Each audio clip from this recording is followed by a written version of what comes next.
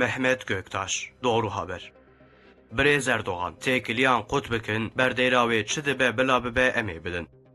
Birêz Erdoğan, hemû têkiliyên bi vê çeteya har û dîna siyonîstê terorîst re qut bikin. Em amade ne ku berdêla vê yekê bidin. Gazî endam û mensûbên sefaretê bikin ku werin û êwan jî bila ji vir bicehemin herin. محقق بسکنین، همی کشتی و گمیان بسکنین، قادورین هوای بگرن، همی فرین و سفرین بالا فرو تیاریان بتال بکن.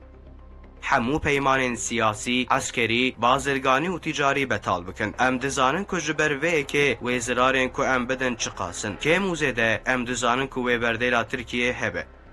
ام آمادنه که وی بردیلی بدن. ام آمادنه که پارا خواه بی پوشمان بدن. لیدوی اف بردیل با آوایی که عادل بی پار بکرن.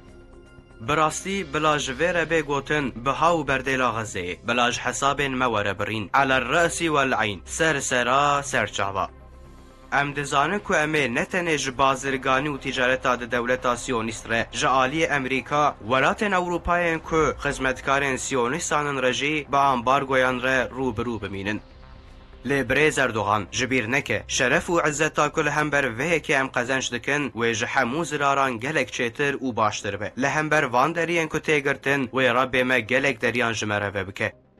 Beriya her tiştî wê deriyê dilê hemû bindest û mezlûmên li ser rûyê erdê ji me re vebe. Ji xwe çavê wan jî ne li min e, ma hûn difikirin ku ev tiştekî biçûk e.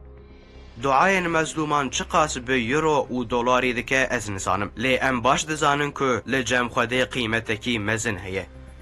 Bînin bîra xwe, hin kes difikirin ku di berdêla fermana Rabbê me ya qedexe û yasakirina têketina mescîda heramê ya müşrikan de wê Mekke ji hatina turîzmê bêpar bimîne. Wiha ferman kiriye. Eger hûn ji feqîriyê ditirsin, bizanin ku eger Xwedê bixwaze wê we ji kerema xwe dewlemend û zengîn bike.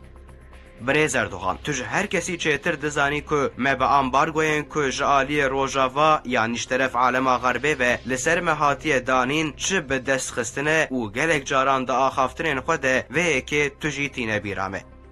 Ji ber vê yekê divê demildest û tavelê têkiliyên bi dewleta terorîsta siyonîst re bên xut kirin. Ma ji ber ku me piştgirî û destek da Hamasê vê çeteya hov ji destpêkê ve em nexist lîsteya hedefa xwe.